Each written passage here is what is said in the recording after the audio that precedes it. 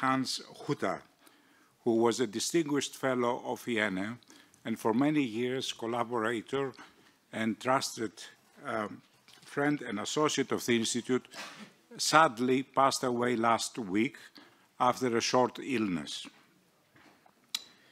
Hans Hutter was considered to be one of the most experienced professionals in the upstream sector in Austria and, of course, in Europe, having served on many positions for OMV and OMV Petrom in Bulgaria, in Kazakhstan, but also in Vienna. He has lectured widely, and he was the head of the geoscience department at the famous University of Leuven on petroleum economics and management.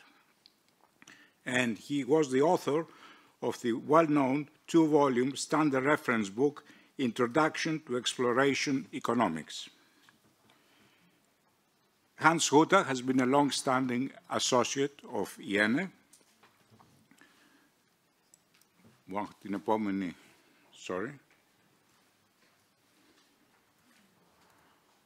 Having participated in many of our conferences and seminars, and also having reviewed a number of important publications that we produced over the last few years.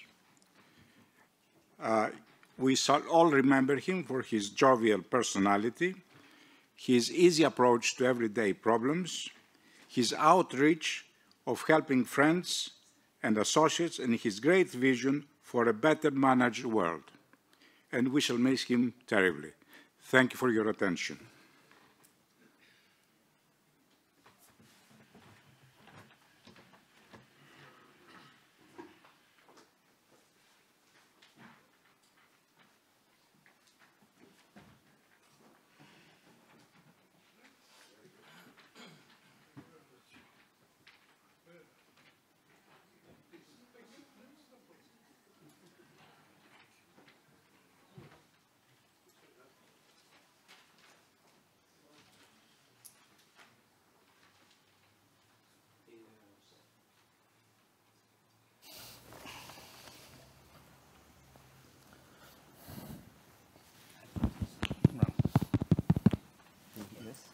So, dear friends of IENE, we welcome you to this session.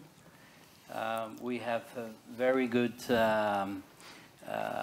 very good representation of speakers. Some of our friends would participate online, and the others are here sitting already next to me, and others might be in the meeting room. This session has a very challenging aim. It relates to country reports, and we will try, the speakers will try to present key issues of the countries that in which they are active. As you may know, IENE has a very significant footprint in the region and has been actively engaged with the publication of the Outlook, covering a number of jurisdictions over the last I think it's more than already 4 or 5 years that we are doing this edition. This has been a great success for IENE because the team which contributed to make this success happen originates from the region. So on this occasion, myself, under my capacity as Vice Chairman of IENE, I would like to thank all those who have actively participated in the Outlook, and of course our guests today who will be struggling in 6 minutes or 8 minutes maximum to make a very high-level presentation of what we have mentioned being a country report. Of course, we all know as professionals that this is almost a mission impossible in 6 minutes, so I would kindly invite the speakers to highlight those issues which would be of interest to the participants, to those who are attending it via in the platform, and as well as for the minutes of this session, So there is some good value in the end of this session. I have the pleasure on such basis now to invite Professor Stavri Dima, who is an independent energy consultant, our partner from Albania, who would take the floor, and he will test the chronometer now for 6 minutes. Let's hope.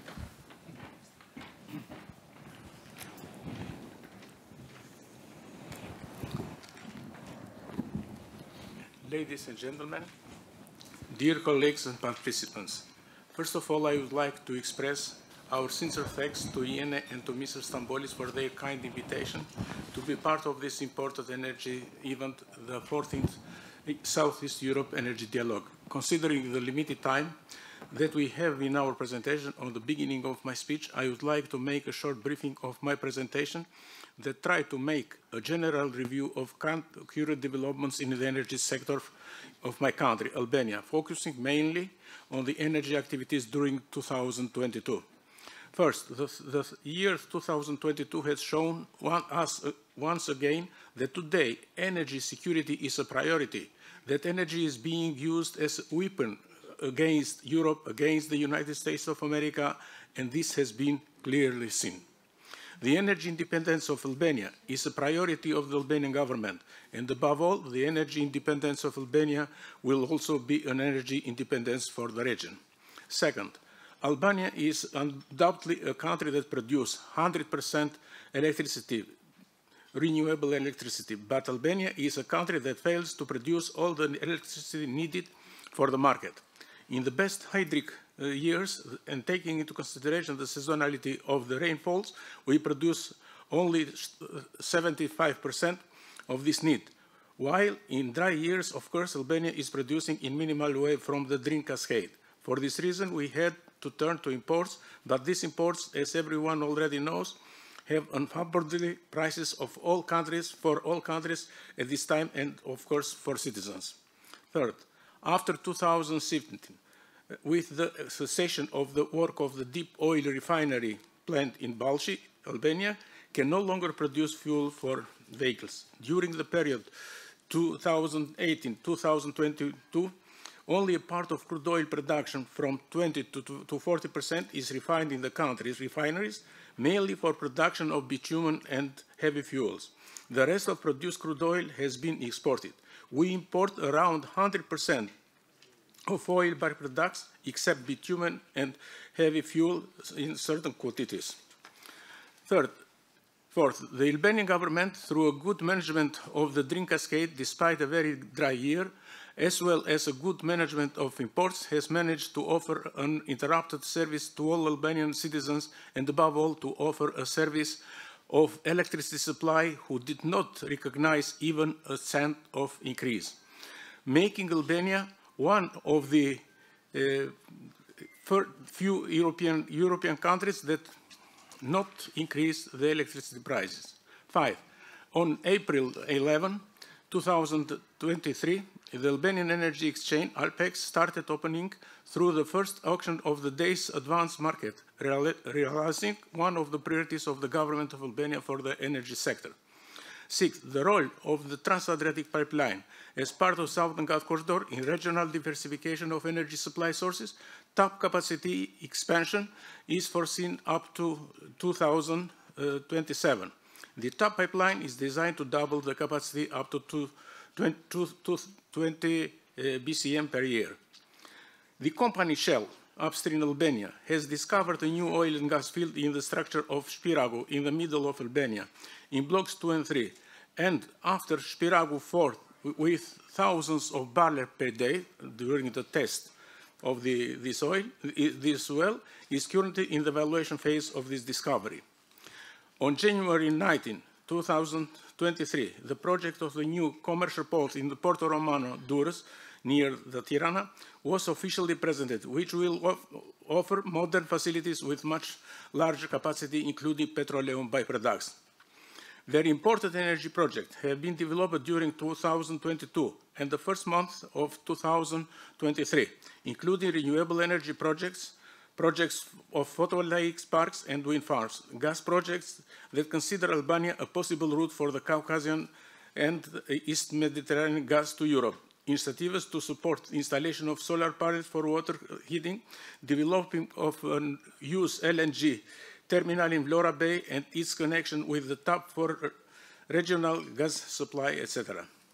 Albania shows high interest as regards the energy regional cooperation on the framework of recent geopolitical development, especially with neighboring countries like Greece, North Macedonia, Kosovo, and Montenegro.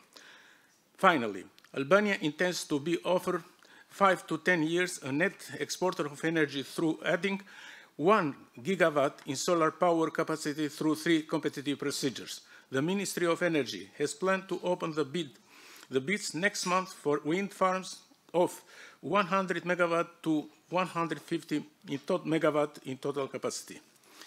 So only for 1 minute, I will try to say something with the slides. So here is the situation of the electricity generation and consumption. On the left, we see that the electricity production is up and down from year to year, depending by the rainfalls. On the right, we have the consumption, which is we can say average every year. So we have need to import a huge quantity of electricity and to export during the good rainfalls years a certain quantity of electricity.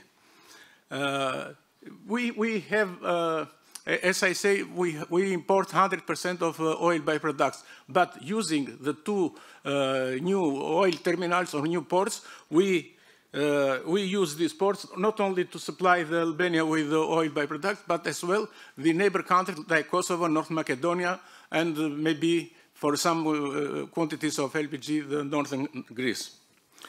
As I said before, we try to, the Albanian government, not me, but to try to have a stable supply with electricity and not to increase the price of electricity during two last years during the energy crisis. And so you can see that the price of electricity for the consumers, households, is stable around 8 euro cent per kilowatt.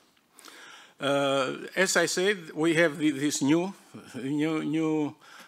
situation regarding the Albanian power exchange, which will be help not only Albania but as well all the region, including Kosovo.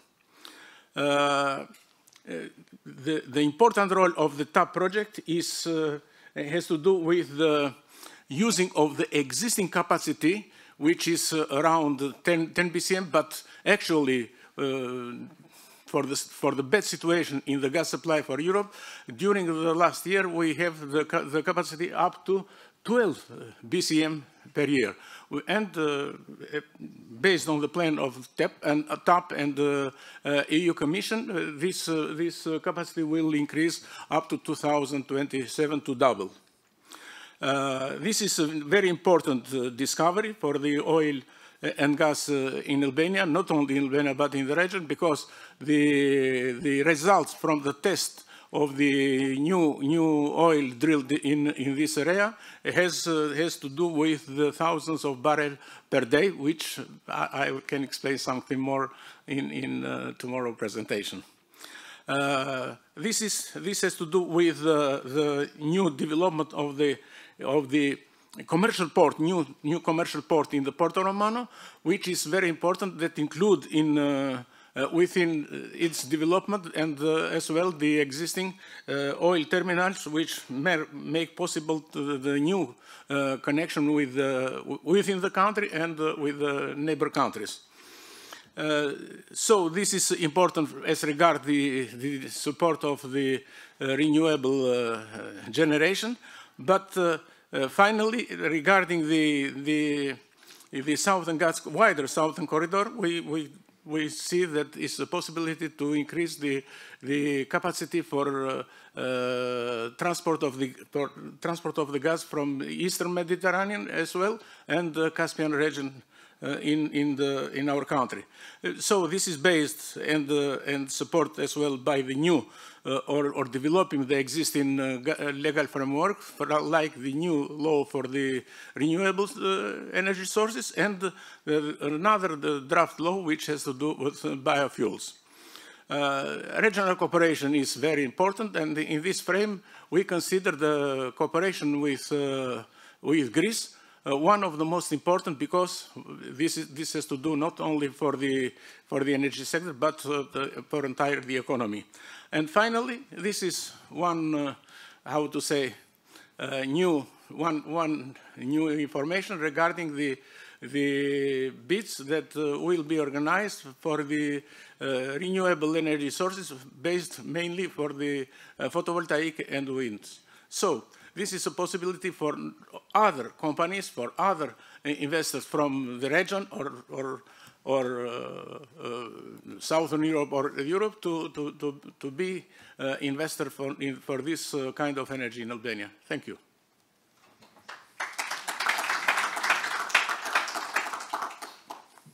Thank you very much. I would suggest we carry on and we take questions in the end. Okay. And that would be a very good opportunity for interaction, because it might be the case that with the the presentations would create more questions and they may interact. Okay, so thank you very much.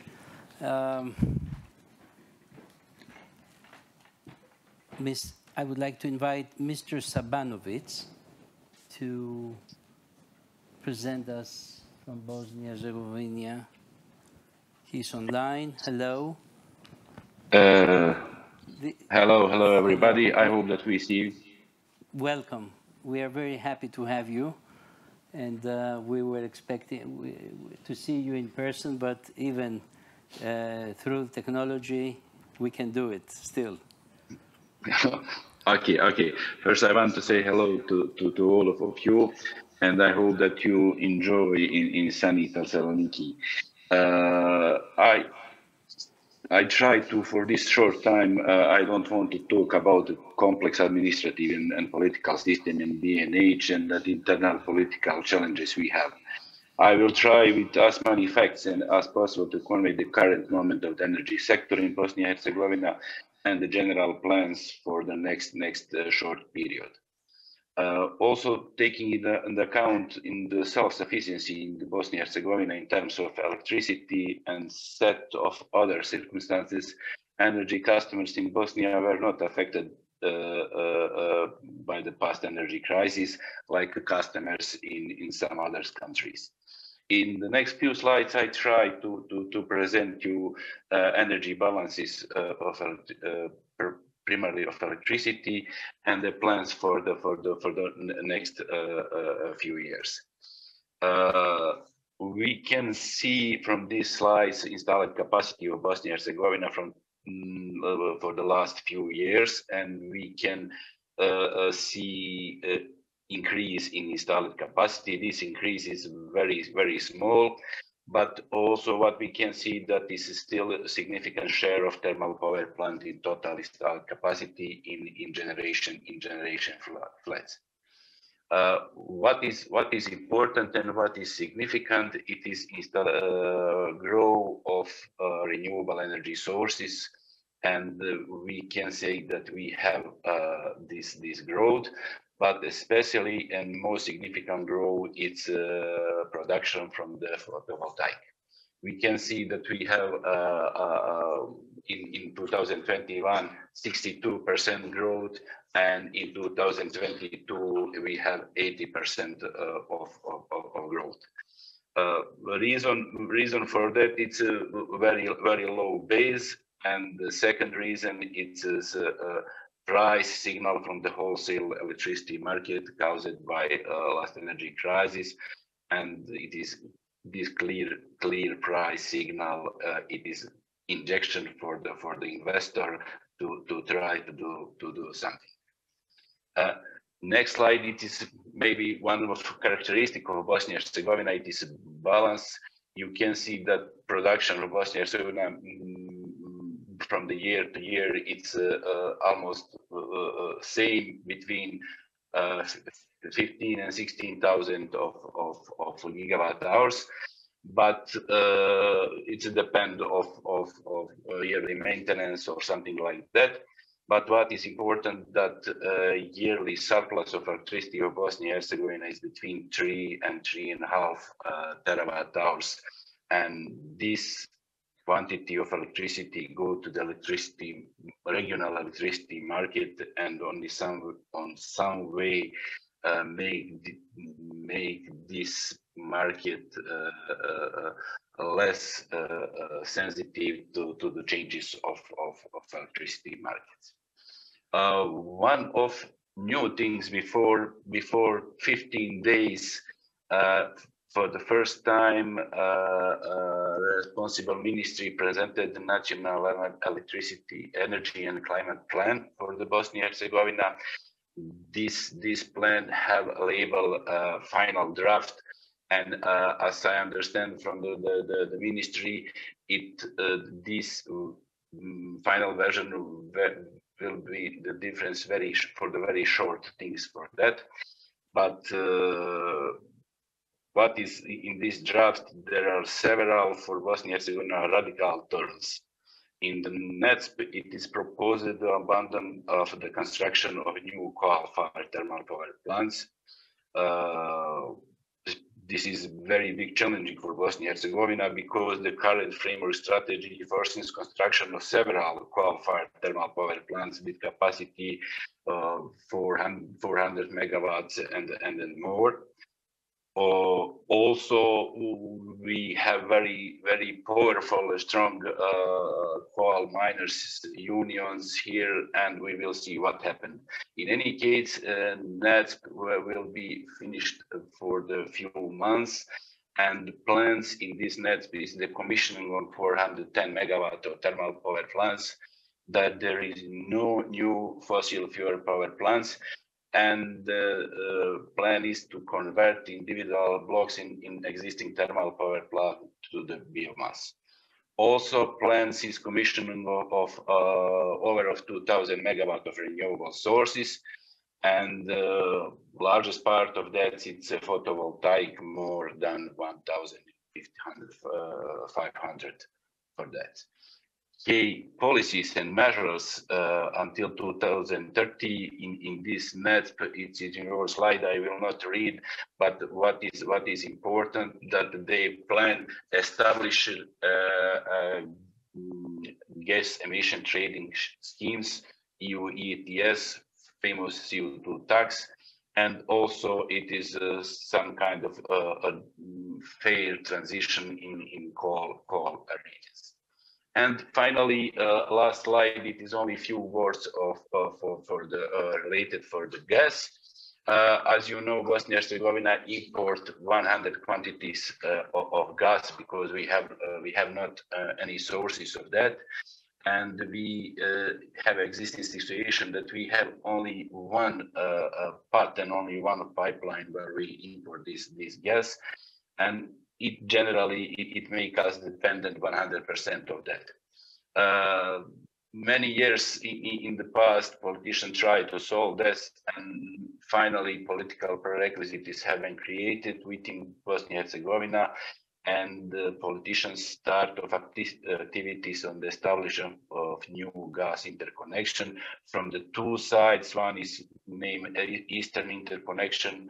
It is additional pipeline from with Serbia, and another it is Southern Interconnection. It is connection to the Croatia pipeline from the LNG terminal to the Krk, it is island close the Adriatic coast. It is all what I prepared for this. If you have any question, I will be here and I will answer. Thank you very much. Thank you very much. Mirsad, your presentation was very concise and you managed very well with the timing. and with the key Thank you. factors and the highlights that you shared with us. Because you are online, I would just take the challenge to ask our friends here if there's somebody who would like to place a question, particularly for Bosnia-Herzegovina, to do it now, because later on we have another connection and we will not have the opportunity to get connected with you directly. If not, stay with us until the end, and we hope to see you soon. And thank you so much for your support, being our correspondent and our partner from Bosnia-Herzegovina. Thank you very much. I wish you successful work on this event. Okay, thank you. Thank you, Mirsad. We're doing well, I suppose, on timing issues. Then, moving forward, Mr. Neikov, Chairman of the Board of Directors and Energy Management Institute, EMI, if I'm correct. Yes, absolutely. A long friendship with INE, and we do thank you for being here with us. Well, Chair, I will disappoint you, but I don't have a PowerPoint presentation. No, that's music in my ears, so Right, go ahead. But, anyhow, I have 3 messages which I want to share with you when it comes to the recent developments in Bulgaria.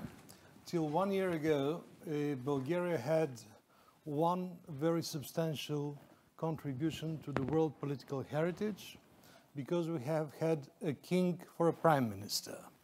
But counting from today's perspective, we have already a second contribution, and it is due to the fact that we have had 5 parliamentary elections within 2 years, and we are on the edge, still hesitating whether we're going to have a 6th one. So this brings a set of kind of political mess or political stress. It's up to you to choose which word you prefer. However, when it comes to the energy sector, I want to underline that our sector is in a brilliant condition, strange enough, and we went extremely well through the energy crisis, which kind of had shaken Europe. Our companies made a lot of profits from exporting of electricity. We had last year close to 90% dependence on import on gas. Now we are on 0, and we've had no problems, which is to a very big extent due not only to the weather, which was referred already to, but also to the support we got from our friends from Greece, from Turkey, and from Azerbaijan. And we've managed very well to go through this crisis. Referring to what Professor Dimas said, our households also didn't have any stress when it comes to electricity prices in particular. In practical terms, the increase in 2022 compared to 2021 was a little bit less than 3% per household, which is neglectable. On this, this is my first message, that the sector is in a very good condition despite these turbulences which we went through.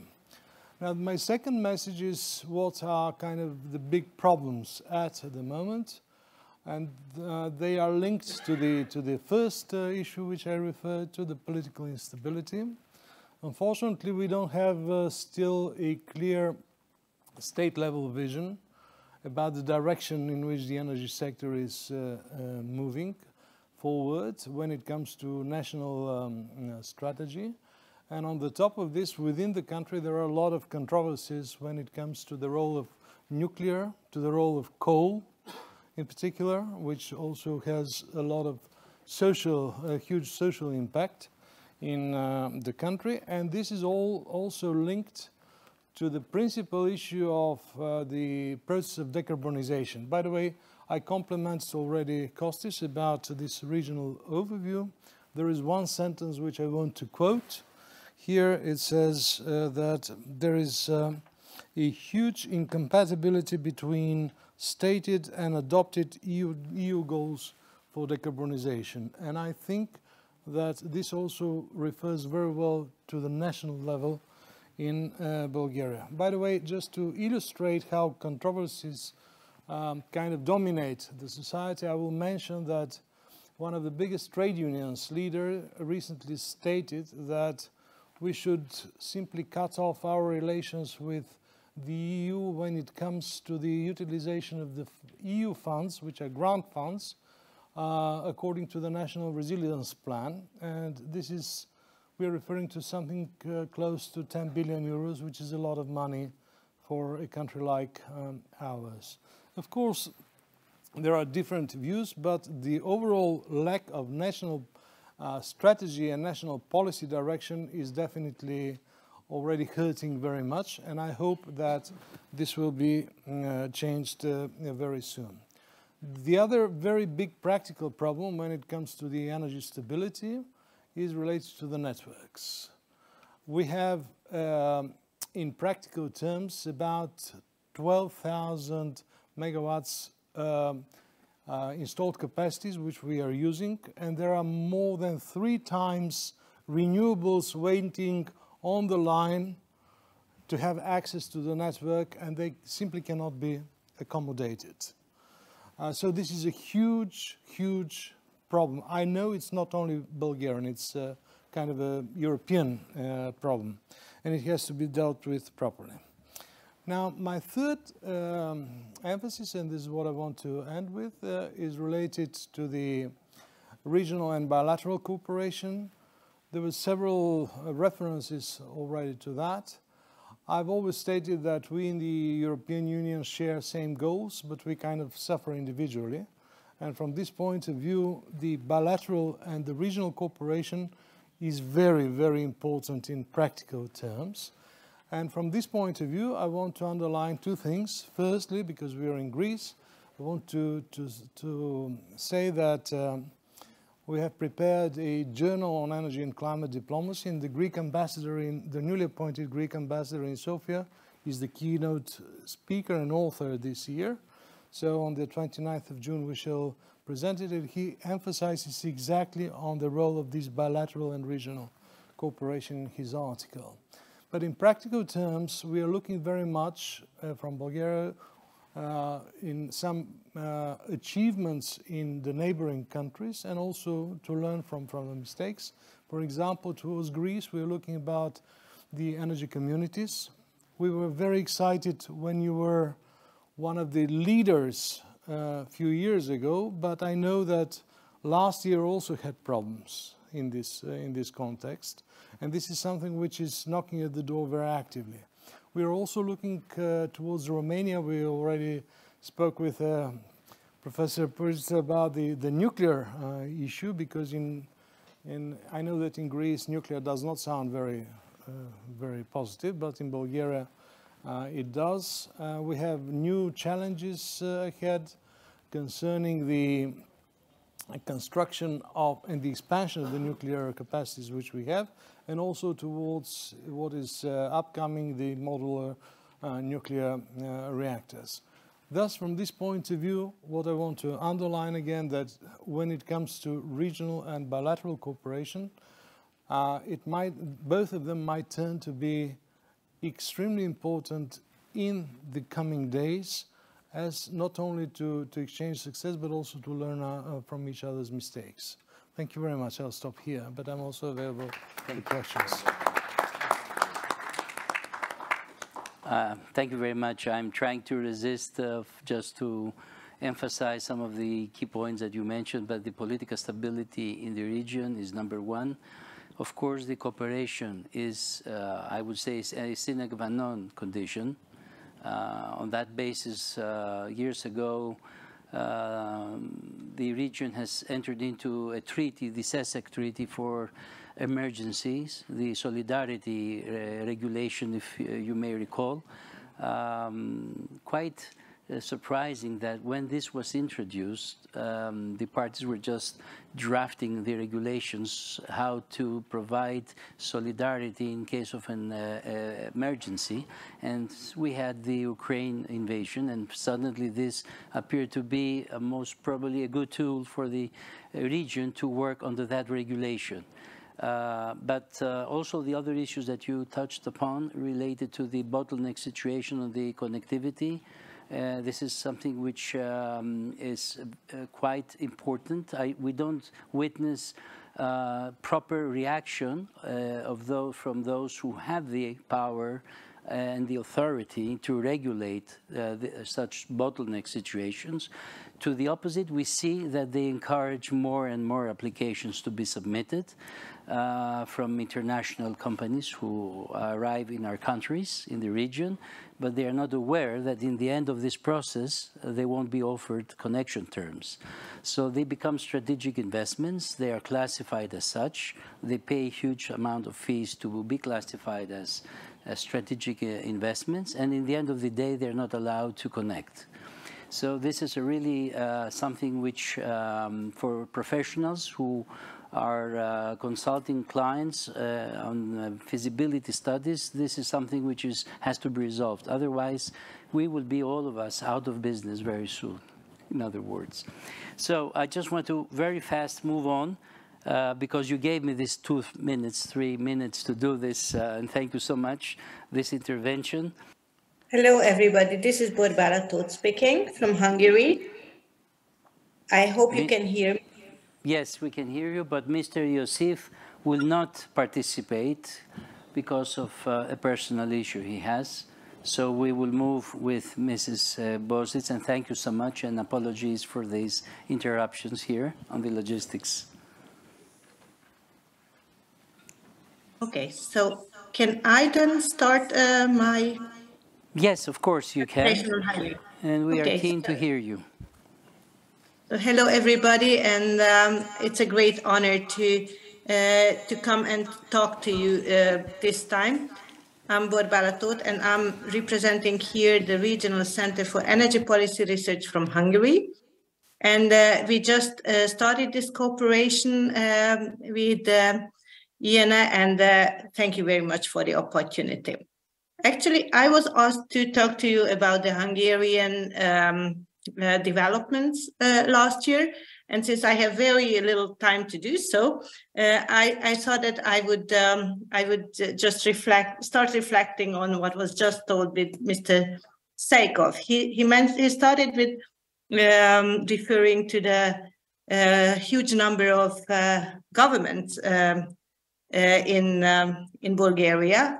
And well, we have the most stable government in Europe, in Hungary, but still we have very similar issues like Bulgaria. Our companies also did excellent in the energy crisis, so they made huge profits. And we also have some controversies in how we see the way ahead. So I can still see some parallel things here between us. If you don't mind, I would like to share my screen for a minute to show some. I just want to apologize because the program I have in front of me had you as a speaker in the next slot, so I erroneously addressed you. So we have Mrs. Tóth Borbála, senior analyst from Hungary. Yes.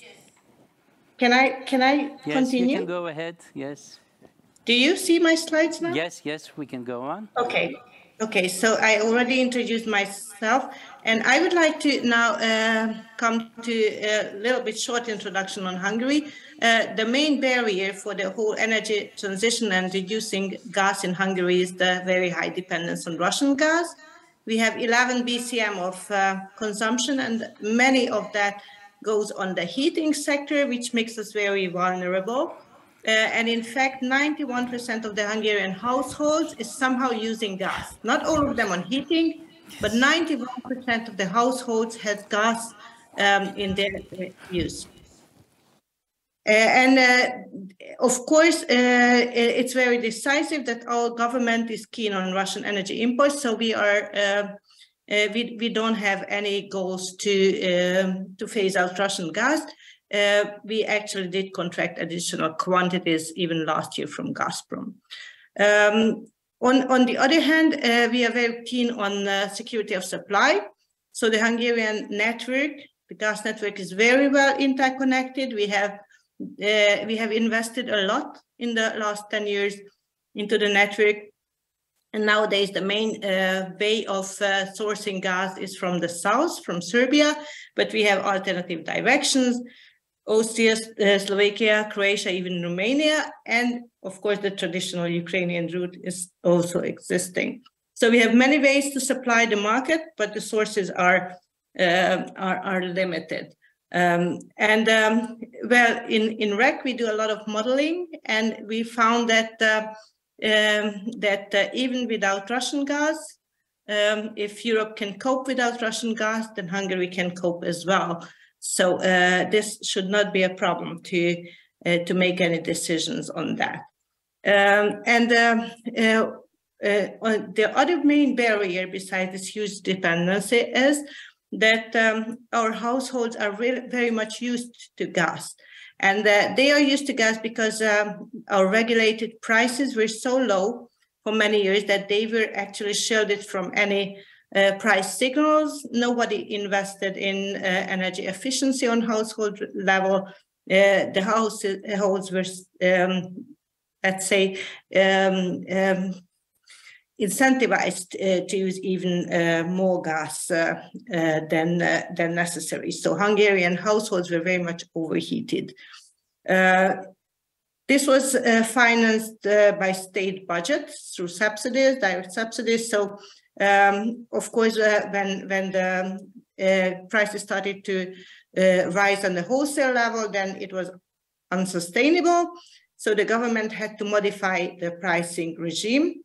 In August last year, the pricing was changed, and they increased the price level both for gas and for electricity beyond a certain level of consumption. And this had an immediate large impact on the consumption. About 20% demand response was visible in the household consumption. I'll come back to that in a minute. And the other problem is that the RES development in the households has been effectively put on hold by a regulation. So it is not really easy in Hungary on a household level to install new solar panels.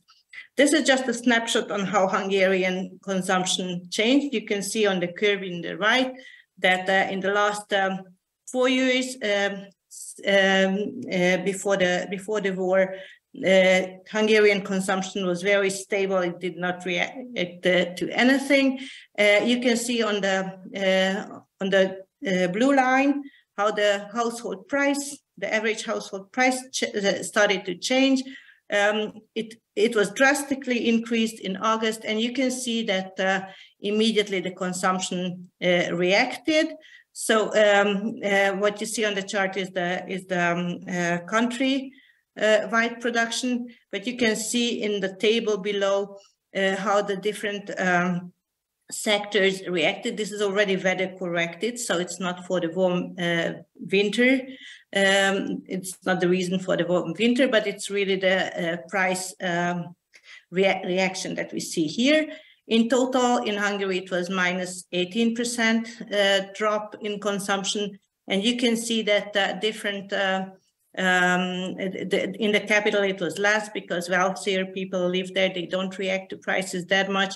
But you can also see that the most price sensitive was the large industrial consumers group, where you could see 24% demand drop, which was partially, of course, demand disruption in the fertilizers and in the chemicals. They will come back online when prices start to decrease. Another interesting thing to see is that in the power sector, there was no demand response to the high prices, because in Hungary, the gas-fired power plants are really inevitable to the system. So actually, they could not really react. And what we see on, I was also asked to reflect on upcoming gas initiatives. There's a new investment on the agenda, which is being discussed now again. And this is a new route, and an investment of about 730 million euros to upgrade existing infrastructure into a corridor and to ship Azeri gas to Hungary. Actually, since I'm coming from an independent institution, it's now my personal opinion that we really don't need too much this pipeline. We have other existing routes. So I would personally do not like to invest more into gas infrastructure, rather to focus on switching away from gas. However, the Hungarian government strategy does not share my vision. They are now working on the new energy strategy, which is being discussed in Hungary. And I just listed a few items that are maybe a bit controversial. They plan 3 new CCGTs to be commissioned by 2030. And they also want to, or did postpone the phase out of the Matra lignite power plant to 2030.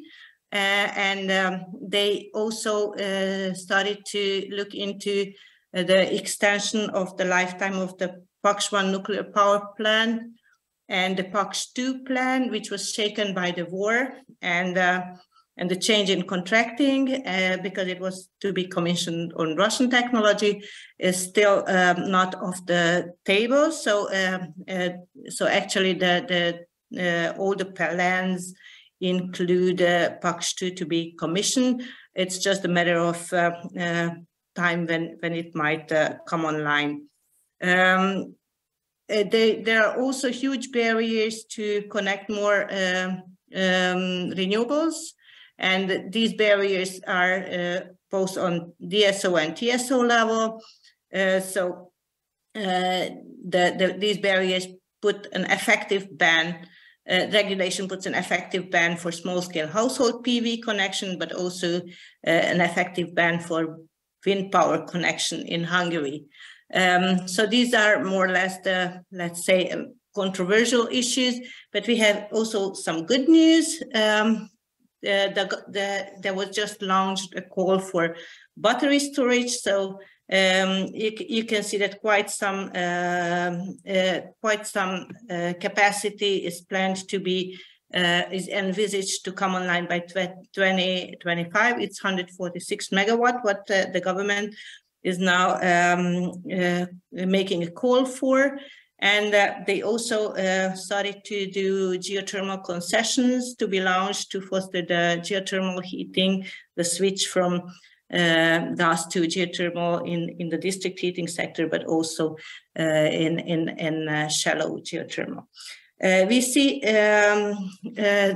seen a steep gas penetration in the last years, and now it's about 4 gigawatt. It's mainly solar because wind was banned, but it is foreseen to grow further, and the target is 13 gigawatt by 2030, which is quite a nice number. We'll see what will be materializing at the end. So this is what I wanted to tell you in a nutshell.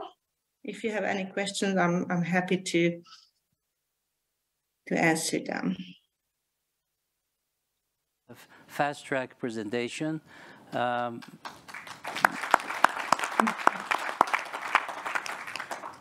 You hear your friends here from Thessaloniki.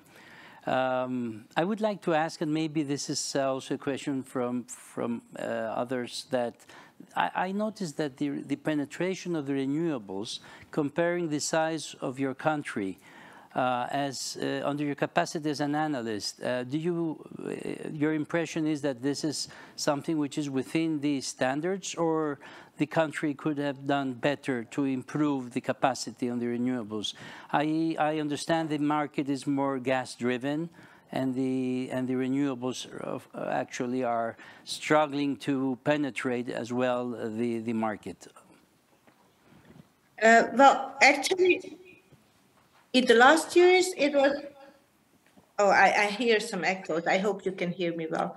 So actually, we've seen a lot of solar coming online, and it's a lot in the pipe.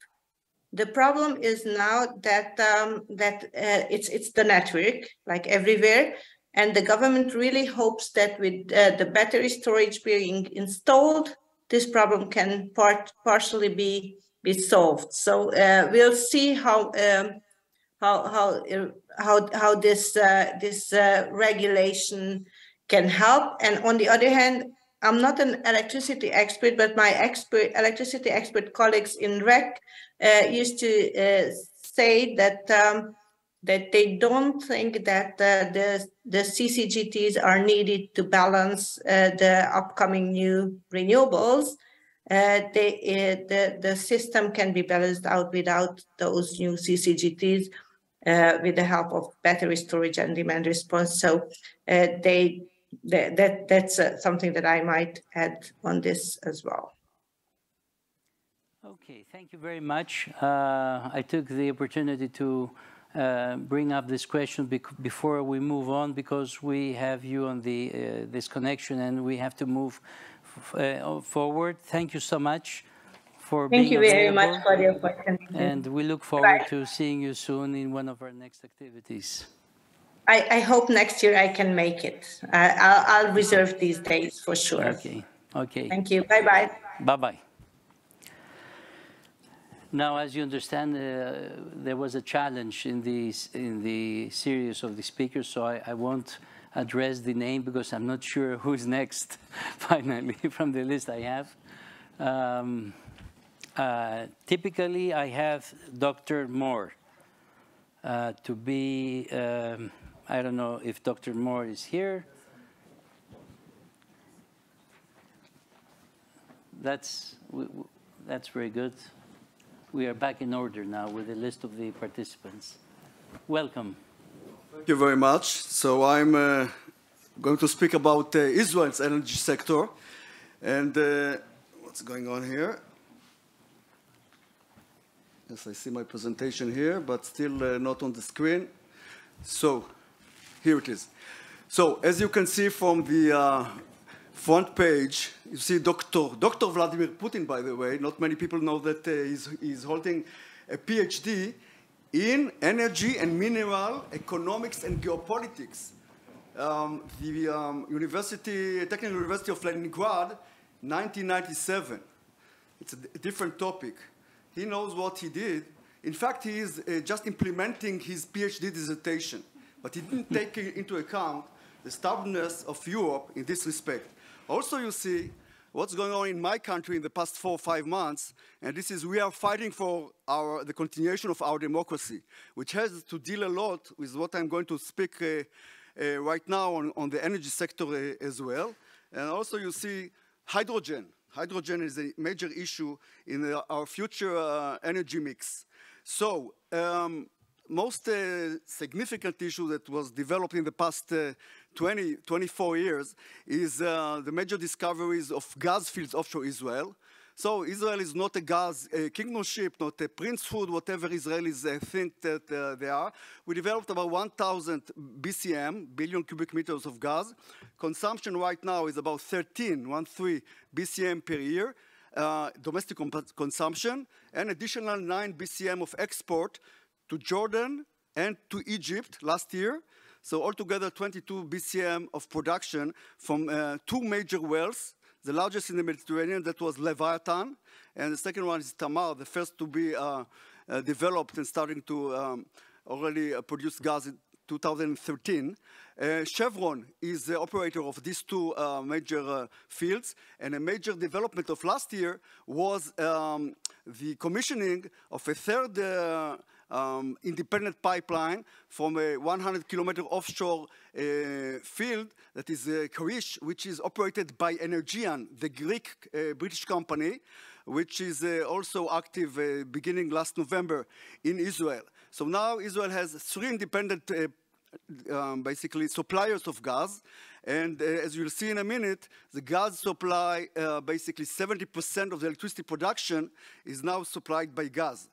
Also to mention, last day of October, is the maritime agreement between Israel and Lebanon, which was achieved especially due to a major contribution of Mr. Amos Hochstein, of President Biden's special envoy for energy. After many, many years of negotiations between Israel and Lebanon, of course, sharing onshore, long onshore border and offshore exclusive economic zones. So eventually this agreement will enable, hopefully, exploration offshore Lebanon by Total, Eni, and partners, and hopefully they'll find their own gas as well to the benefits of the Lebanese, the miserable Lebanese people who are suffering so much in the past few years. So gas is a major issue in Israel. And just to show you the export potential, or not only the potential, the actual export routes. So beginning exactly 3 years ago, Israel started with the development of the Leviathan field. Israel started to export gas to Jordan. And now 70% of the electricity of Jordan, some days 90% of the electricity of Jordan, is produced from Israel by Israeli gas. And also gas is exported to Jordan, to Egypt, about 6 BCM per year. And this gas is mainly supplying the domestic Egyptian market, and about 10% of electricity production in Cairo and in Egypt altogether.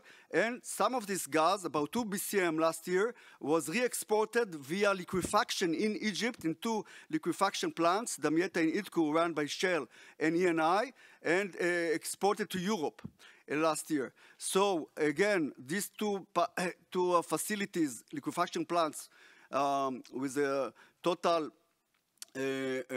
capacity of 17 BCM, almost in full capacity of exportation, and some Israeli gas is also being exported to Europe, Turkey and Europe in the past year via Egypt. So what are Shell's, basically Chevron's programs?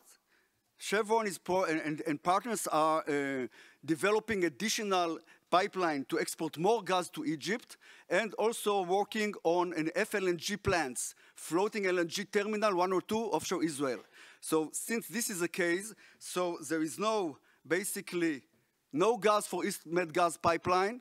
All those plants, this is a pipe dream. Unfortunately, my friend IGI Poseidon trying their best, but no gas for them, no gas, no additional gas in Israel for export, because domestic market requires 60% of the reserves for the next 25 years, and no more gas to export via pipeline. Israeli is taking Chevron and partners, and now BP, British Petroleum, and ADNOC lately was announced they are going to purchase 50% of the local NewMed Energy company, which holds 45% of the Leviathan field. So ADNOC and BP are also going to be partners in Leviathan to continue to develop, especially the FLNG initiatives, and so on and so forth. A major benefits of the gas export, in addition to taxation and so on, is a major, as you can see right here, the major decrease in the NOxes and sulfur dioxide.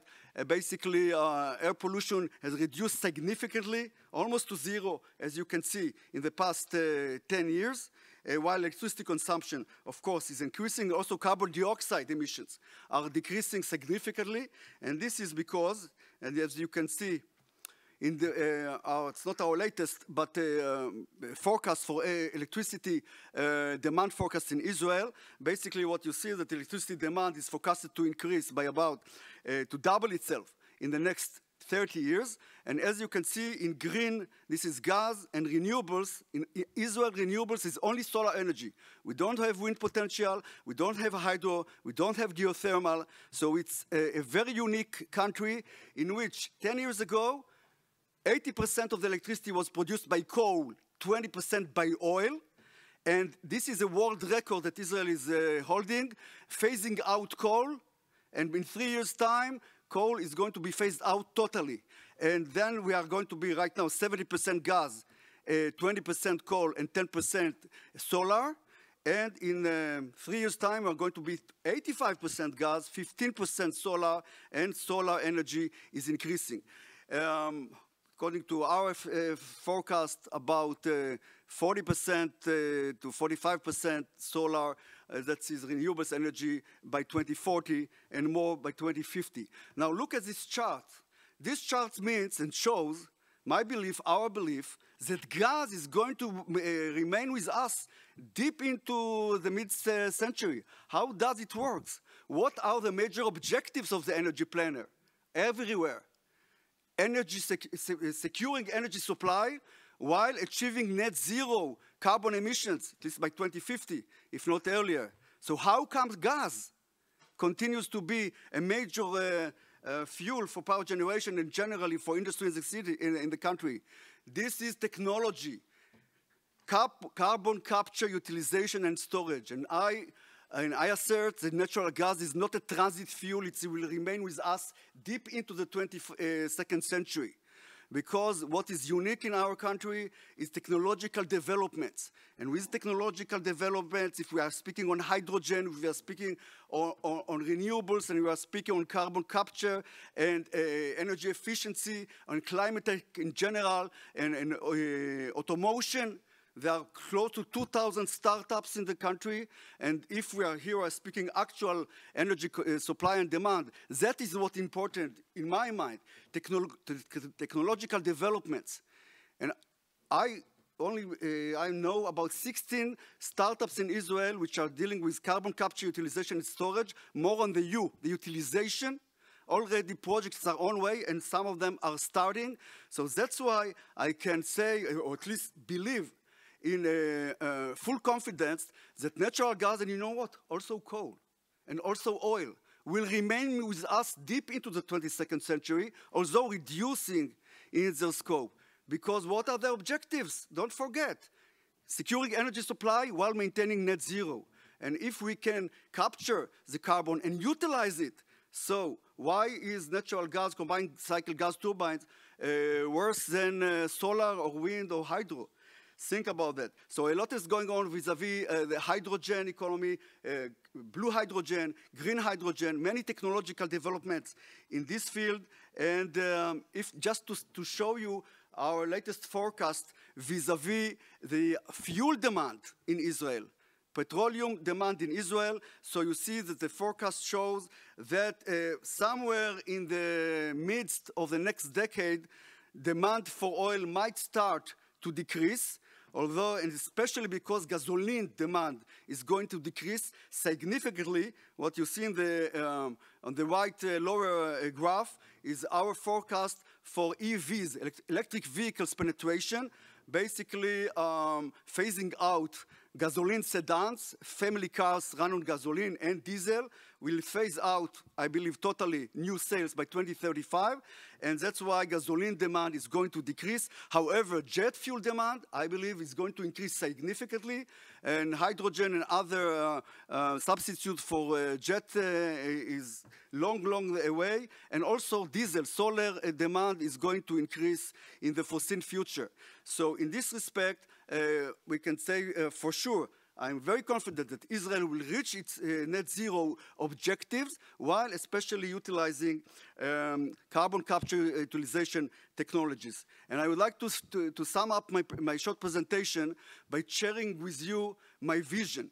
And this vision is the clean transportation vision. That is, very quickly, we are shifting, especially in the Sadar family cars, into EVs, electric vehicles, and electric vehicles is, of course, charged batteries, but also hydrogen. Hydrogen, electric cars with electric engines, same engine as charged batteries, but with fuel cells batteries charged by hydrogen. It can be a green hydrogen, it can be blue hydrogen, and that is our vision. Natural gas and solar energy to especially produce electricity, to charge batteries of electric vehicles. And here comes, we are driving on the sun and on natural gas. And this is a vision. It's a technological country. It's a vision to our nation. We can prove first to ourselves and to the Israeli microcosms, into our colleagues in the world, that it is possible to lower the addictions on oil in transportation. And I think that we'll be able to provide, or basically to prove it first to ourselves and also later on to all our colleagues in the world. So thank you very much. And I'm here to continue to discuss with you and basically follow with you in the next few years to come whether those forecasts are going to indeed materialize. Thank you.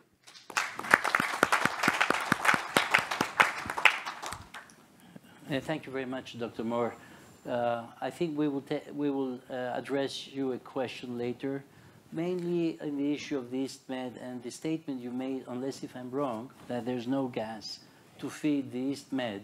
Yes. Whereas in this jurisdiction, there's such a big discussion about the EastMed, and surprisingly, I'm hearing today that there's no gas. So no Israeli I think gas. It's going to be no Israeli gas. Yes. Hopefully, Cypriot gas will be able to supply gas yes. to the EastMed gas pipeline. We can continue to discuss yes, it. Yes, thank you so much, because that might not be enough.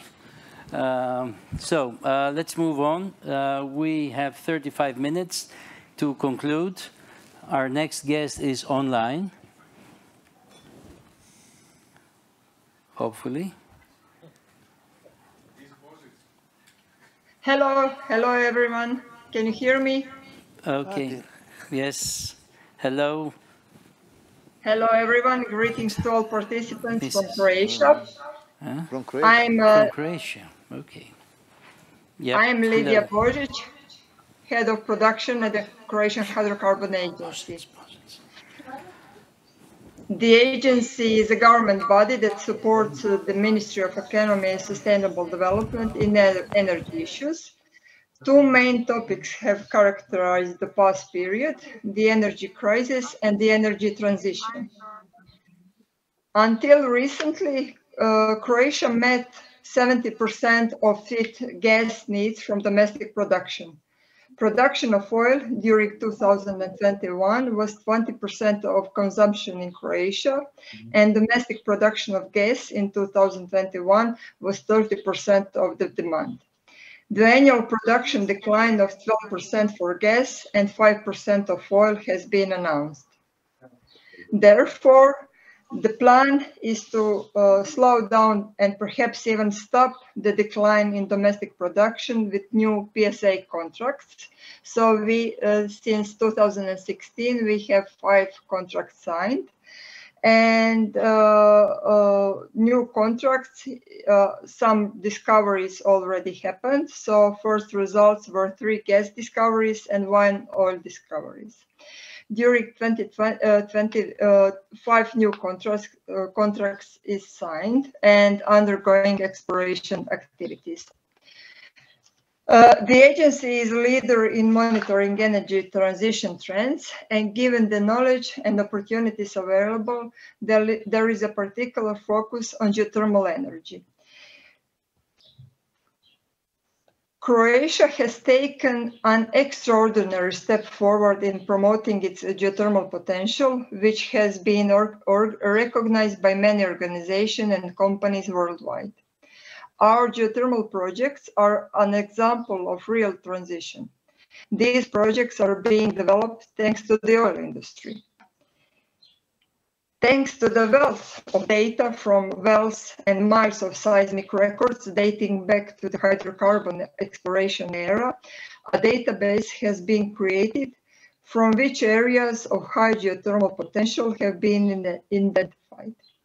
It is important to emphasize that each of the delineated blocks, there is a data from existing wells. So we can say that this is an appraisal activities, not pure exploration activities.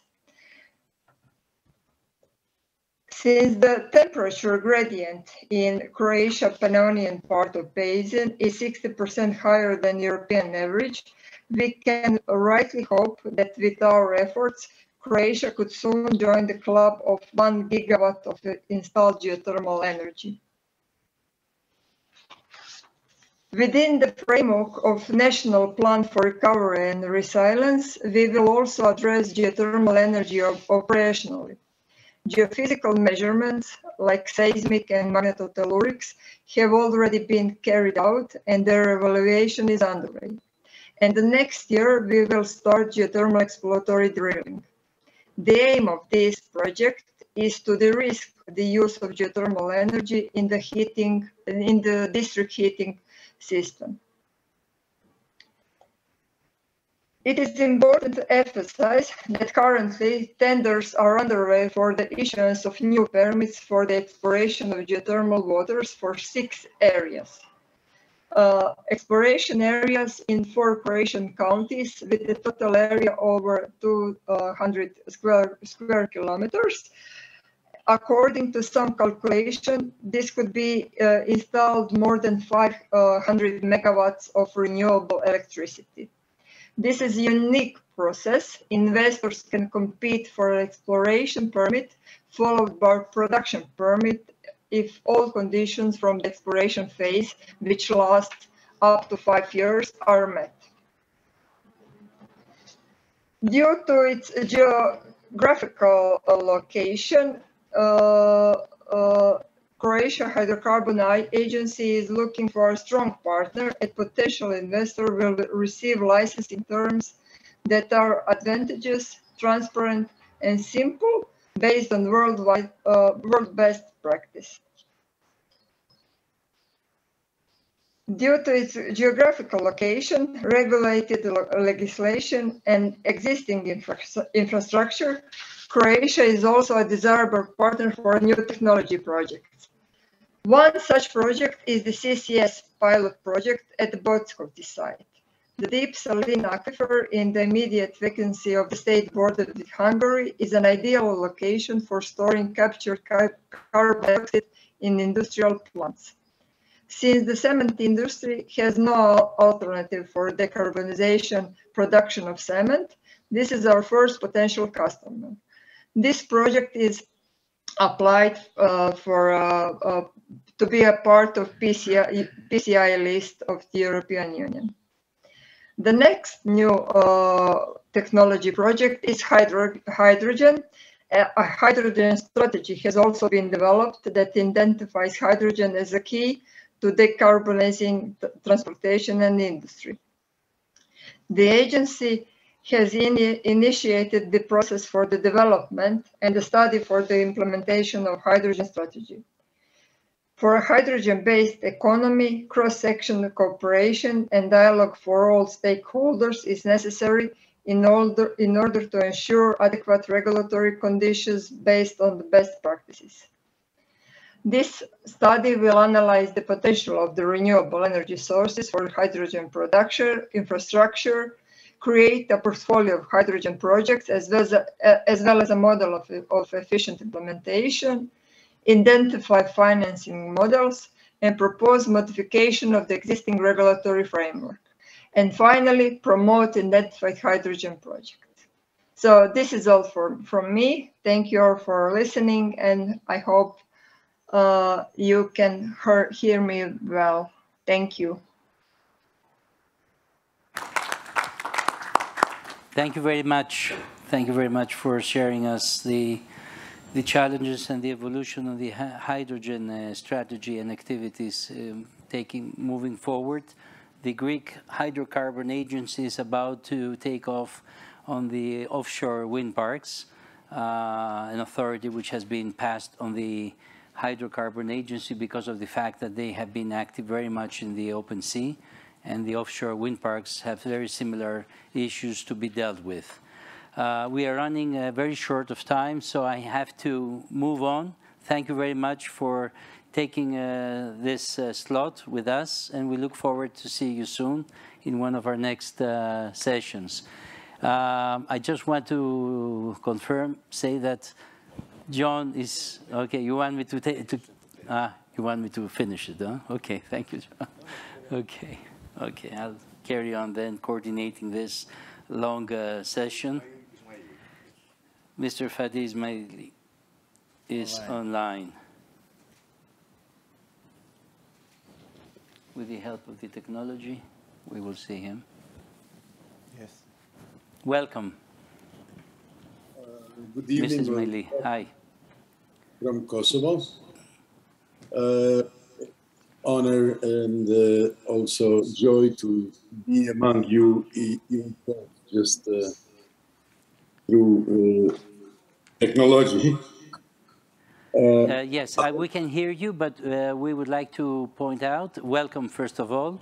We can see you and hopefully we can hear you very clear. We would like, if you can highlight in 6 minutes, summarize your presentation, your key points, so we can meet also the deadline we have here in the program. We would be very Thank you very much. I would, of course, shorten everything I had to say. I would try to be as short as possible.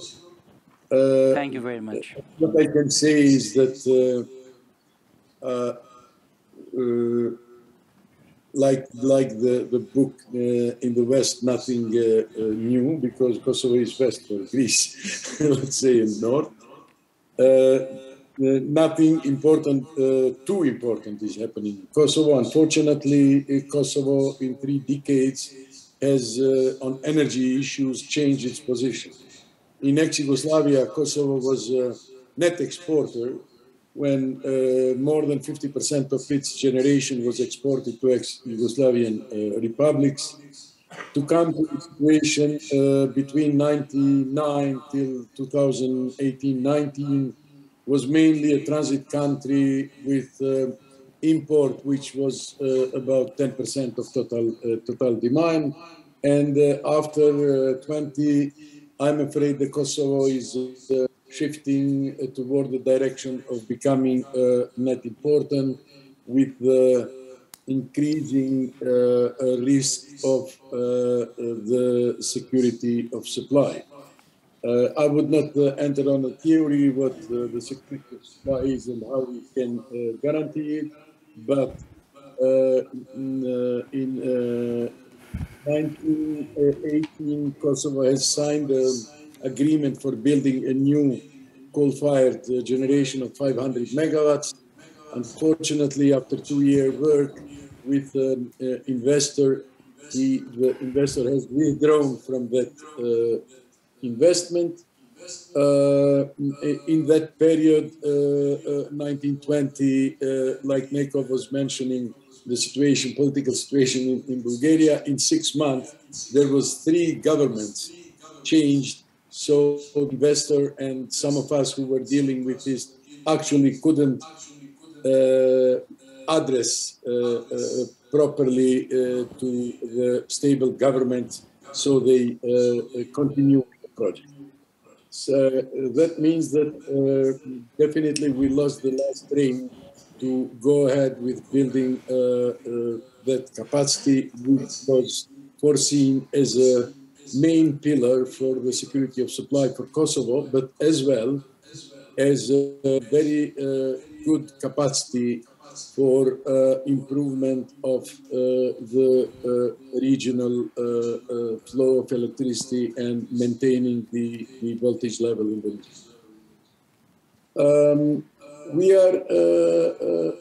Why we are in this situation? One of it is aging of existing generation capacities. We are still running on some coal-fired generation plants from 70s and 80s. Due to the rapid increase of the demand, lack of investment in new generation capacities, lack of investment in transmission and distribution capacities in order to cope with rapid demand, but also the distribution and transmission network should invest more in order now to cope with increased renewable resources coming in as an intermittent source. The situation is also as a consequence of inadequate and timely planning, slow adaptation to the market integration, and lack of understanding from the government. I was very happy and delighted to listen the investment from the Dr. Tor from Israel,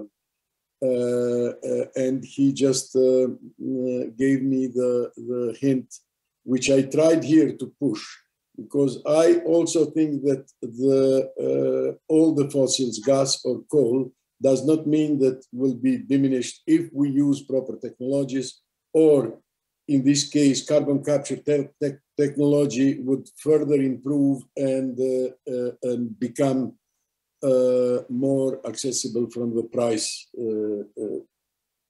side. Planned demand in Kosovo for 2030 is about 7,000 gigawatt hours.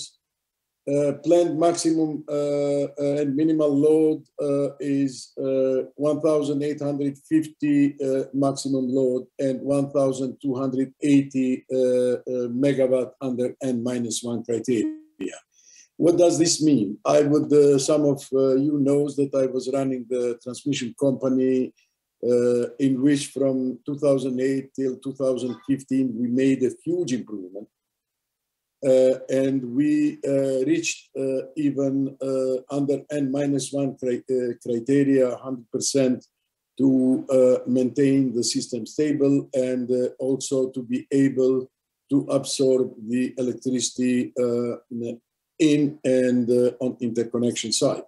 Unfortunately, due to lack of investment and the increase of demand, as you can see, we may come on the situation that even the transmission capacities under N-1 criteria may not accommodate all the electricity needed for countries, because with the energy balance for 2023, it is foreseen that we would reach maybe around 1,500 megawatt, which is above the capacity for transmission, which is 1,280 for the N criteria. First time I see on the documents of balance that we would have to import this year more than 20% of electricity, and it is even worse when we acknowledge that this 20% is actually 100% on the peak hours, which means that the price, we can just imagine how it will go. New energy strategy, as I said, was adopted last year with 2031, is in place with differs from previous one, some on the main elements. No more coal-based, as we already mentioned. It is foreseen refurbishment of two main power plants, coal-fired power plants in Kosovo. The oldest one is foreseen that after 2031, it will serve as a strategic reserve. I think that the government of Kosovo not find the right way to express the future energy problems in discussion with the EU and the energy community. It was not able to, as also in the documents IENE sent today, mentioning the different starting points of the countries, and Kosovo is on that group of different starting points. Mr. Ismail, can you please conclude in 1 minute? Yes, I will just mention. On renewable in Kosovo is as a draft since 2 years, unfortunately. What I can mention, let me be a bit at least positive, is battery storage of 100 megawatt capacity is ongoing, financed by US department. Also, a good step is on establishment of Kosovo Albania Kosovo Power Exchange called ALPEX. Albanian part is already functional. Kosovo is still in the organization phase. And the third one is first auction for solar panels of 100 megawatts launched last month, and bids are to be offered coming in August of this year.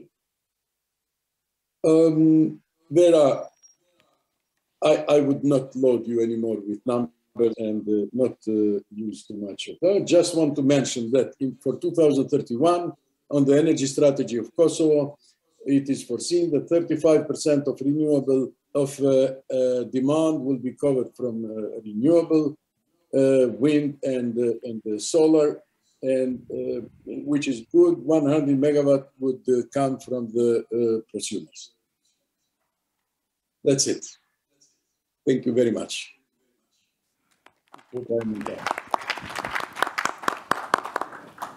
Thank you very much. As you understand, it's a challenge to manage time, particularly when we have such a big session with so many speakers. So my role here is try somehow to have a control over time, although I feel very embarrassed because I have to interrupt you. But finally, you made a very nice presentation. We understand the peculiarities in Kosovo and the challenges, and we do thank you for sharing those with us under such a limited time without using a PowerPoint. Thank you so much, and I think we can disengage you so we can carry on with the next speakers. Thank you. Thank you very much. Bye. Thank you very much. Yeah, thank you. So now we should move on with my friend Alexander Mijuskovic, who is very well known amongst as one of our very important partners in the region of Montenegro. Thank you, Gus. It is a pleasure to be here again, and I will try to have very short and simple presentation. We open so many questions, but I have to follow instruction of my friend Gus. So I will speak in my presentation about production capacities, and I will speak something about solar capacities in Montenegro. Then I will mention what is very important for the region, undersea cable between Montenegro and Italy. And I will conclude with power exchange in Montenegro. In 6 minutes. Yes, everything I will do. So I will speak very quickly, don't worry. So the installed capacity in Montenegro is 1,050. So I would like to mention that we have thermal power plant, which is 22%, and all the rest is, let's say, renewables. So we have in Montenegro 79% of the renewables. And what happened at the end? So the thermal power plant is on installed capacity is 22%, and they produce 45%. And this thermal power plant save Montenegrin energy sector. So, coming back to the total gross consumption in Montenegro, we this last year become exporter, but this happened because we closed all industry in Montenegro, unfortunately. The last we closed is aluminum smelter. That's why we have this situation. I would like to say that in Montenegro, electricity prices were not increased, so we have several countries in the region with the same case. So, in Montenegro, we have production which it is based on hydro and thermal, which I mentioned, but we need a lot of energy in the summer. That means that we need solar. So the first solar power plant received the status of privileged producer in 2080, but it is very low percentage of these renewables. And I hope that in the future we will have much more.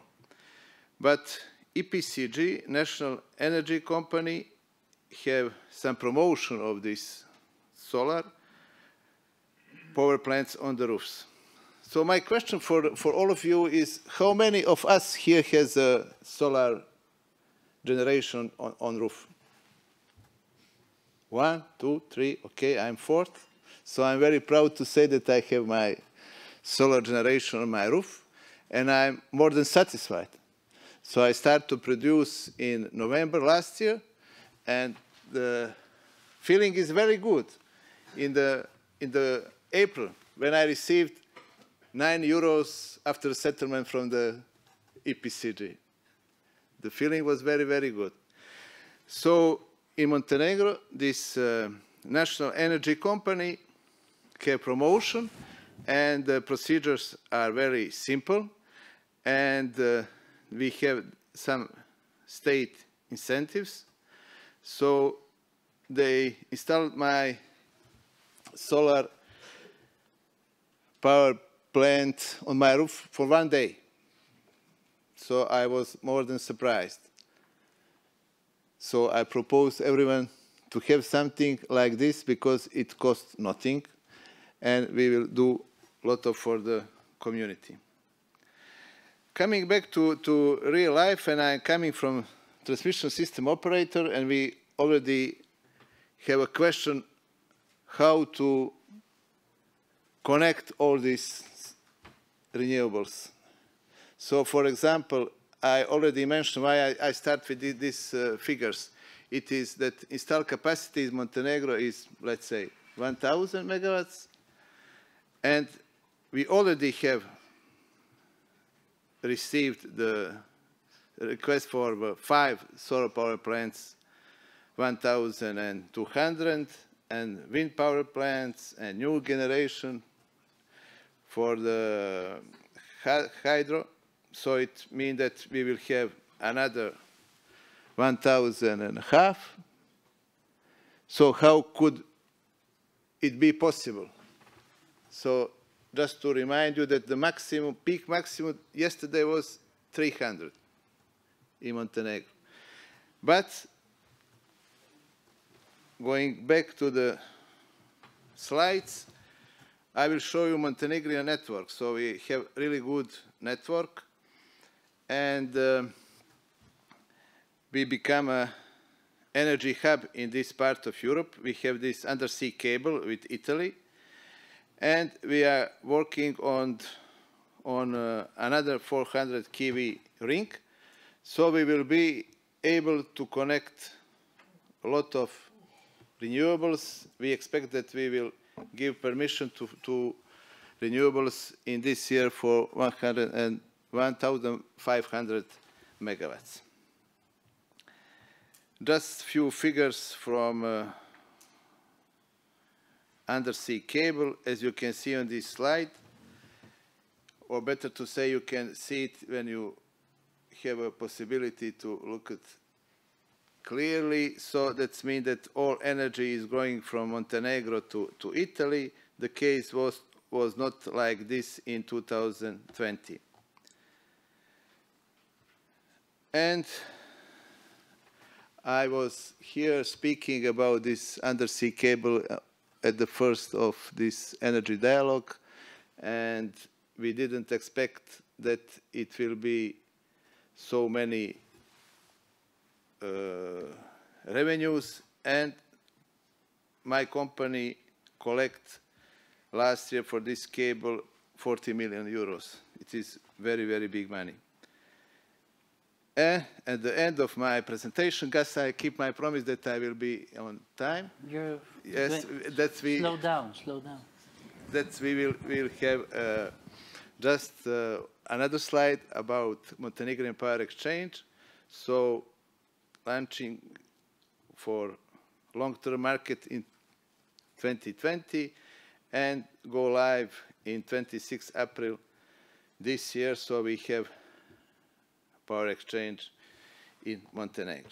So it was my presentation. I hope that I stay in these 6 minutes. Thank you. Thank you. Thank you very much. Sitting next to me, you felt the heat. Yes. It's quite interesting to see that the activity is really an exporting activity, and we will discuss it later on. I told you we opened so many questions Yes. tonight. Okay, and so little time we have. Yeah. So let's move on because we are now under real challenge. We have to connect, or do we have to invite? No, we have to invite Professor Mateska from North Macedonia. According to my list, it's not an online. Oh, welcome. Thank you. Welcome. It's good that you are here, so I don't have to repeat. I have this problem. Nobody can see me when I stand before these tall But things. maybe you can sit on the side. Yeah. It's okay. It's okay. It's a joke. Yeah. Okay. Thank you, Mr. Papamichalopoulos. I will try to keep the time. Don't worry. I have a presentation of only 4 slides. The first one is the title, so it will be really quickly. I would like to use this opportunity to thank the organizers for having me here today to share some highlights of what's going on or the developments in North Macedonia. I would use this brief presentation only to highlight the effects of the energy crisis on the developments on the energy sector. So this is going to be the topic of discussion. As mentioned from previous speakers in the previous session especially, the energy crisis had impacted the energy sector, of course, and this is why the government had prolonged its decision to state to show that there is a state of crisis in the electricity supply, and this was adopted in 2021 and prolonged throughout 2022. The electricity market operated under very specific circumstances, the high gas prices as well as the economic effects that it had on the society. This is because of the state of crisis. The government had the opportunity to implement some measures to mitigate the economic effects of the crisis, and this is why we had some peculiar situation. For the first time since the liberalization of the market, the share of consumer electricity that was provided in the open market was actually lower than the one provided under regulated prices. This was because some consumers from the public sector were allowed for a very short period of time to be supplied under the supplier, the universal supplier. Nevertheless, the hardships in this sector had somehow made positive impacts. So the small customers, especially the households, started to pay a lot more attention to their consumption, and the topic in the society about how we use energy and how we use electricity was a really high topic, and it provoked people to think more about energy in general. Between the hardships, the most important advance was related to electricity markets, was the start of the operation of the organized day-ahead market in 10th of May 2023, so 15 days ago. The nominated electricity, it is operated by the nominated electricity market operator, MEMO, who was also the first one from the West Balkan countries to be designated as a nominated electricity market operator a few years ago. So to motivate consumers to save energy, there was a change in the tariff system. A block tariff system was introduced. It affected only households and very small consumers, but it really brought some overall savings of electricity. And also the changes in the tariff system and the division of electricity price from the provided services for using the transmission and distribution system also was very useful. So customers now can compare the electricity price from the universal supplier and other suppliers. This is important because it was prolonged for some time, and finally it happened.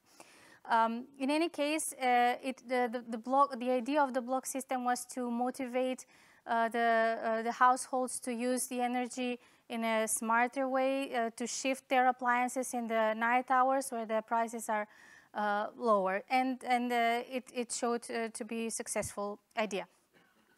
Anyways, we can also highlight that the energy crisis had a specific impacts on renewable energy sources and their integration. The high prices motivated consumers who were already on the open market to invest in rooftop systems, small industries or commercial customers, to invest in small PV plants and to reduce their bills. So 2022 was actually huge for investments in renewable energy sources. 267 new renewable energy plants were installed throughout that year, and it was the largest increase since 2015. Of course, most of the investments, both in utility scale and small installations, were in photovoltaics, 99.2 megawatts installed capacity, and the other ones, small hydropower and wind.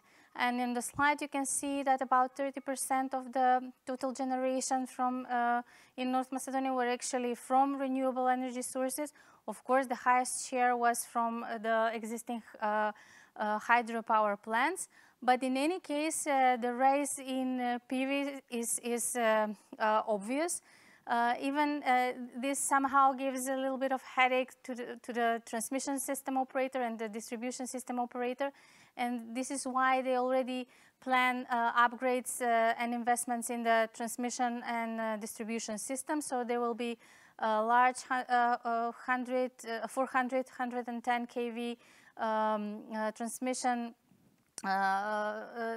transformer station in the southeast part of the country, where most of the PVs are expected to be coming online in the next years. Peculiar information is that about 8,500 megawatts are possible to be installed in the next years, although experts would say that this is really overestimated number.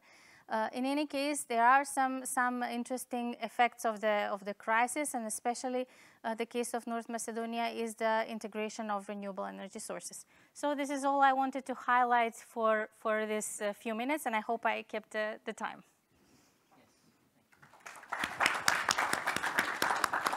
Professor Ms. Mateska, thank you very much for sharing all this information. So far, my impression is that all speakers have managed to share highlights from their countries, the challenges and the developments and the progress in some areas. This is the intention here. We cannot do more than that under the circumstances, so we have to move on. And we have a connection online. Mrs. Evgenia Guzilov, director from the Romanian Energy Center. Welcome. Hello, welcome. Can you hear me? Yes, we can hear you, and we are actually to hear you.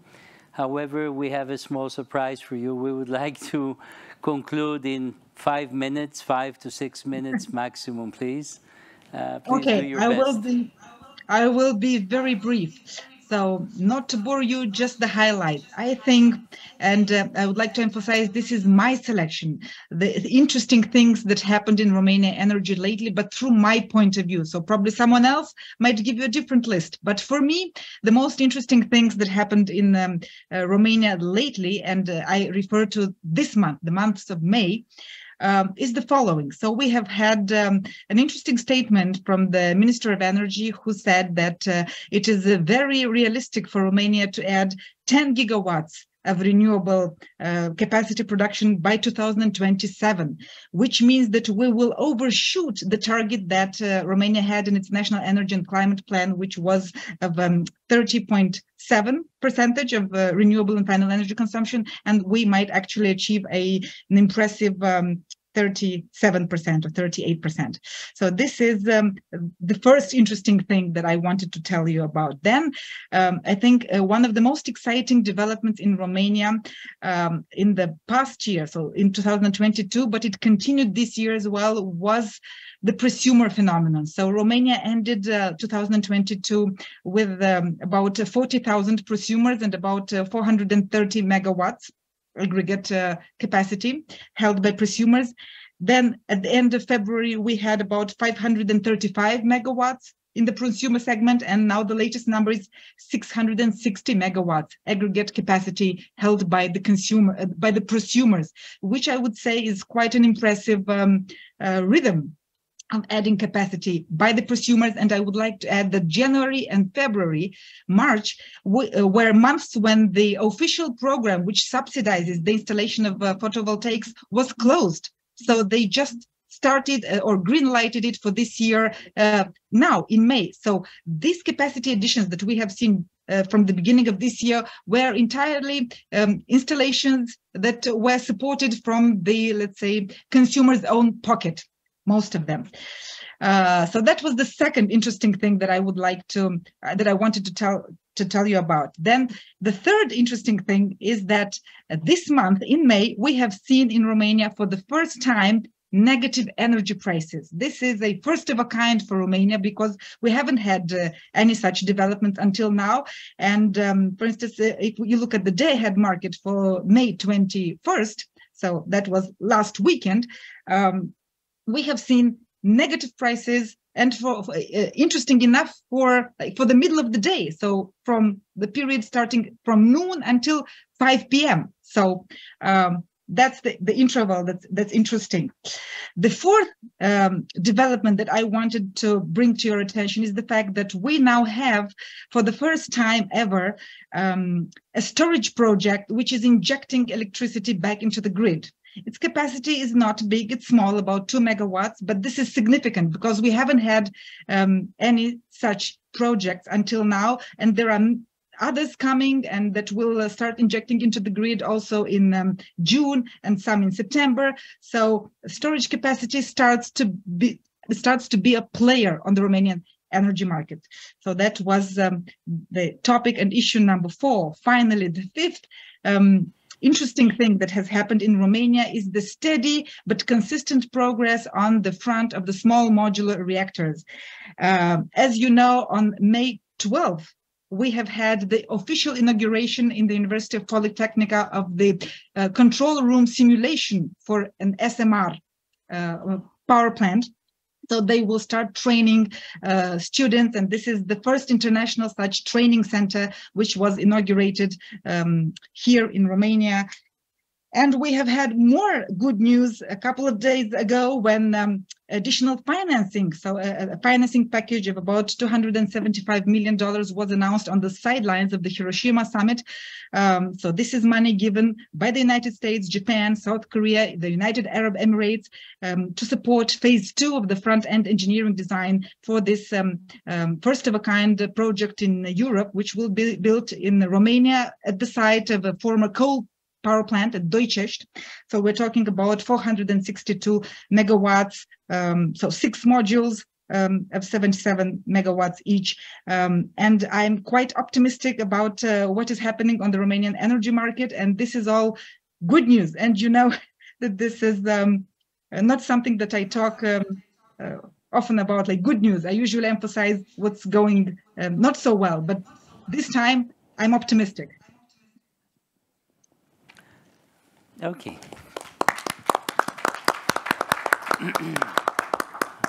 Thank you so much for the dynamic presentation you gave us, and also for sharing these challenges and the good news, as you said.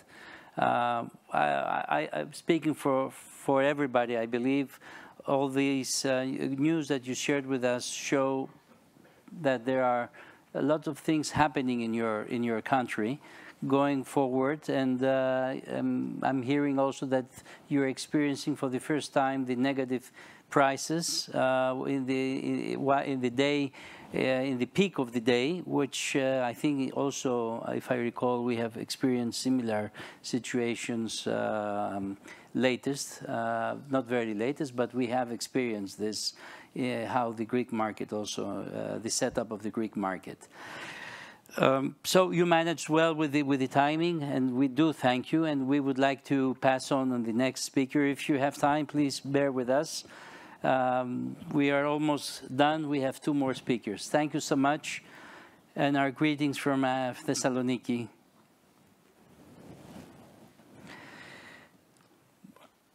The next friend of ours is Mikhailo Mikhailovich. Hi, Mikhailo. Hello. Do you hear me, first of all? Yes, we do hear you. Okay, let me start my presentation. And then I have just 8 slides, and I will try to be on time. It's visible, my presentation, somewhere there? Mikhailo, yes, please go ahead with the slides, but please bear in mind that we would like to conclude in 6 minutes, if you can do it. You have a good track record. Please do it again. Okay.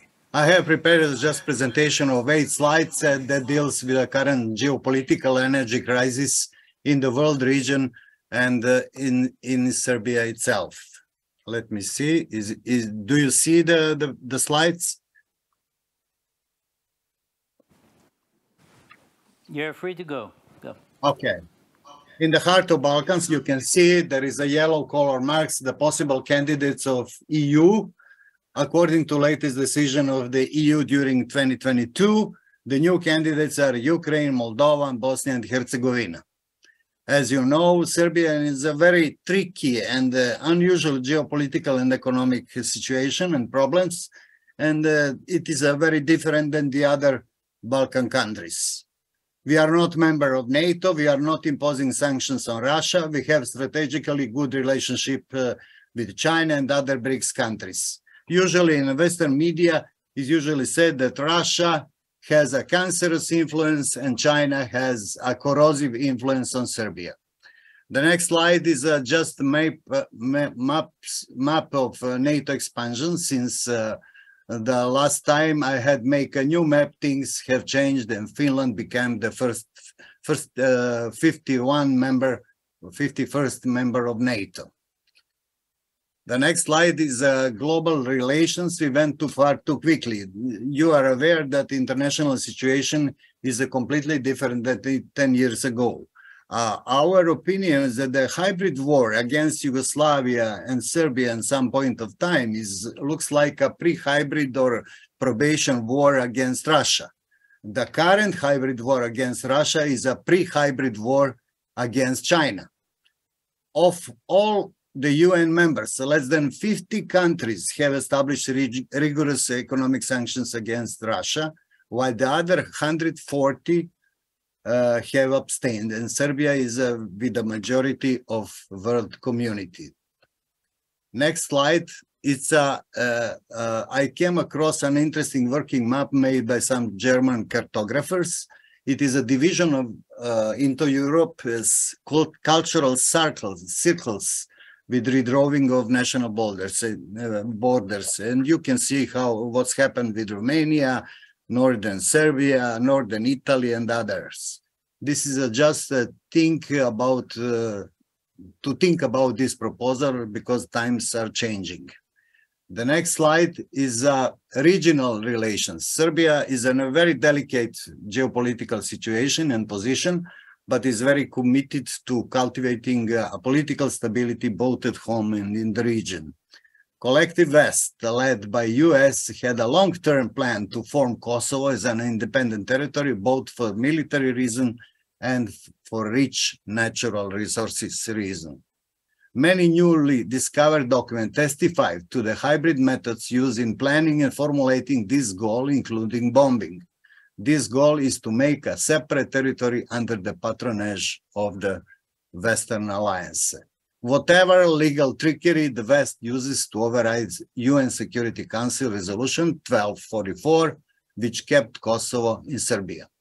And something which is not mentioned usually in our discussion, I would like to point out that NATO bombing in 1999 threaten ecosystems, surface water, groundwater, soil, and air in the whole region to unprecedented contamination on over 100 toxic substances involving depleted uranium. So think about that. Similar situation is currently happening in Ukraine when a warehouse of depleted uranium bombs was destroyed, bombs that arrived from Great Britain, and a cloud of radioactivity travels across the Europe.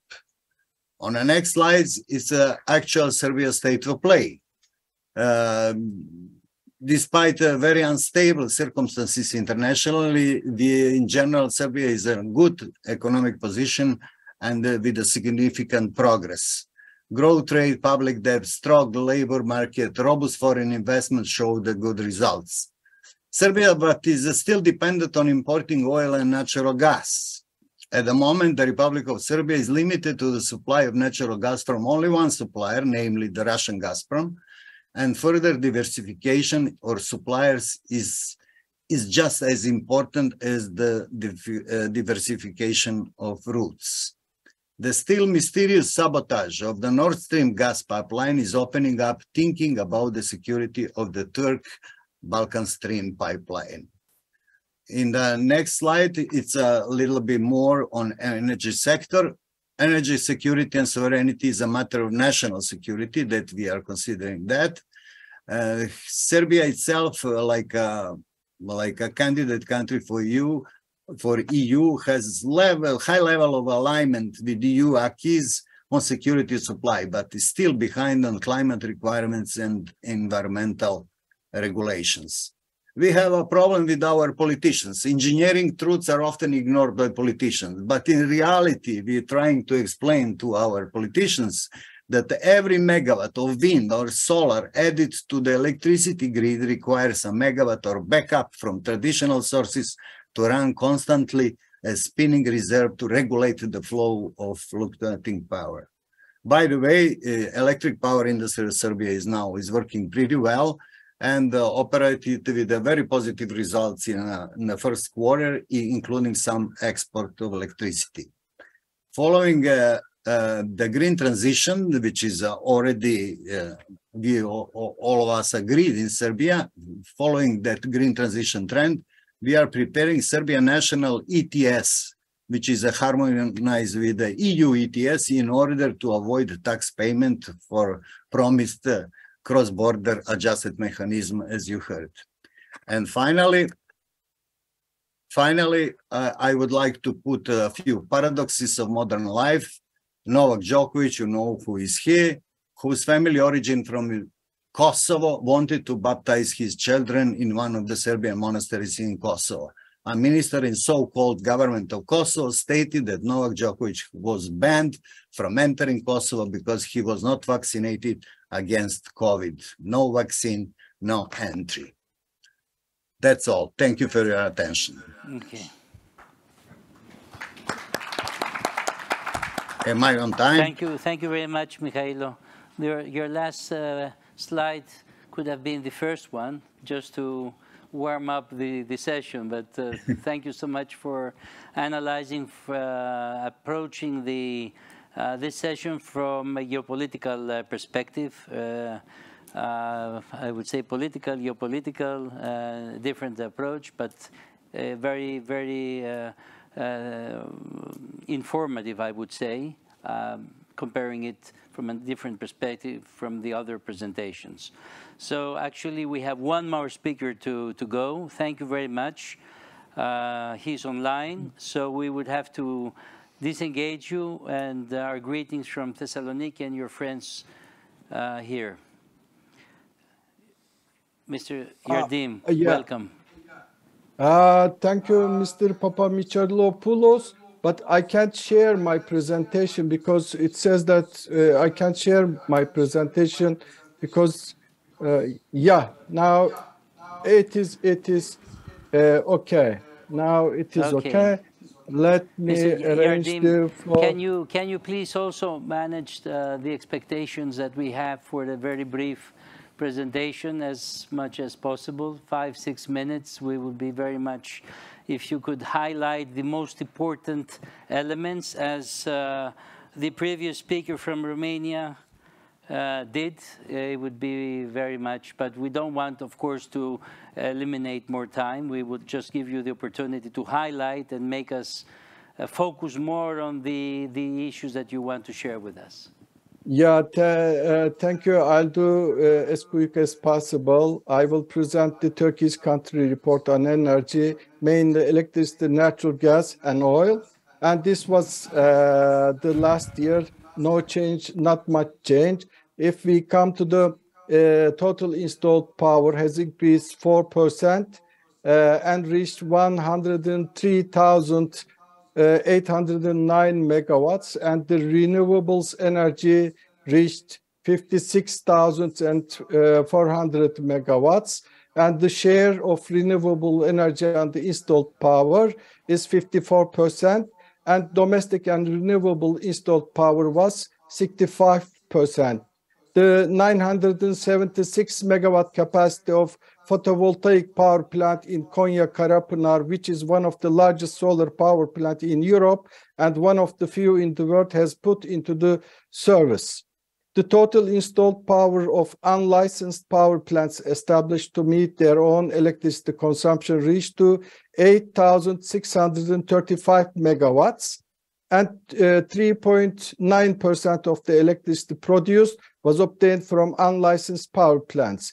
We continue to develop our electricity infrastructure, and the distribution line length has reached approximately 1.4 million kilometers, and transmission line length has reached 73,000 kilometers. Now coming to the generation, energy production from renewable energy is increasing, and the share of imported products in electricity production is decreasing. However, the increase in share of renewable energy also depends on precipitation. Last year was comparatively better than 2021. So the shares of electricity production, renewables 39%, coal 34%, natural gas 22%, and total gross generation is decreased by 1.7%. Coming to the consumption of electricity, because of the war and high energy prices, inflation increased and consumption decreased 0.2%. Main decrease comes from the industry. It is 2.8% down. Currently, the construction of reactors of Akkuyu nuclear power plant, which is the largest nuclear power plant construction site in the world, continues at the same time. When it starts to operate, approximately 10% of country's current electricity production will be met with zero emission. In parallel with the decrease in electricity in parallel with the decrease in electricity consumption, we see the decrease in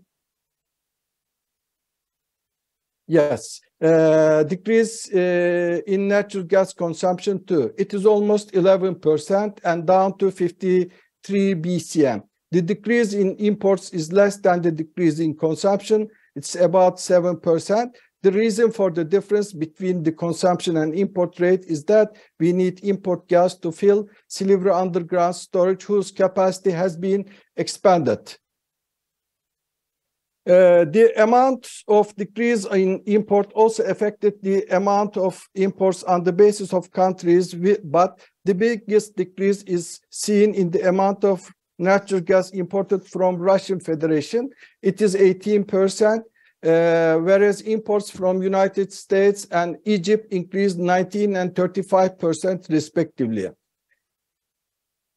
As I mentioned earlier, the amount of natural gas used in electricity production decreased by 30%. Since the precipitation was better than 2021, there was no increase in consumption at the same time.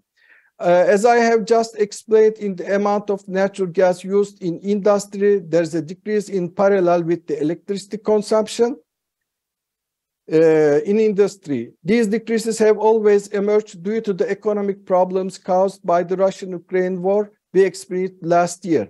However, despite these decreases, natural gas consumption in the housing sector and commercial establishments continued to increase. Our population benefiting from natural gas increased to 69 million, and number of natural gas subscribers increased to 19 billion. Thus, 81% of the population was provided with the opportunity and comfort of natural gas. So coming to the last slide, I have said before that crude oil is the 27-28% of Turkey's primary energy supply. Crude oil is also an important fossil resource for Turkey's energy. Turkey's import oil turns it into the product in refineries and uses it in domestic market. Turkey also imports products that are not enough and export products that are surplus. Our oil imports have continued to increase by 2 million tons per year over the last 3 years and increased to 33 million tons.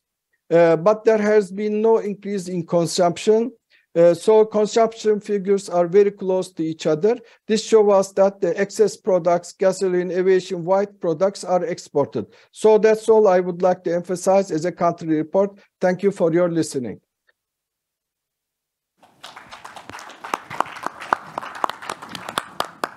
Thank you very much. You managed quite well, very well, I would say, not quite well, very well.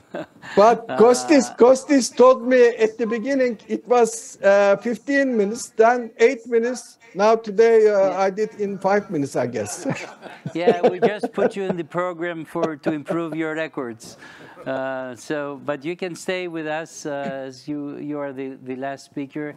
It was a very challenging session that we had because we had so many speakers on board with us, some with physical presence and others connected from their hometowns. I don't know how we would like to conclude here. Of course, we have tomorrow with more focused sessions, and we will have the ability to take the advantage of the information we have heard today and discuss it also tomorrow. But if you want, if there are no other questions, we would like to complete this long-lasting session, which we overdone it for 20 more minutes. So thank you so much for bearing with us. And we look forward to see you outside in the cocktails and later on in the dinner arrangement. Hope to see you next time physically here in Thessaloniki, my friend. Thank you. Bye-bye.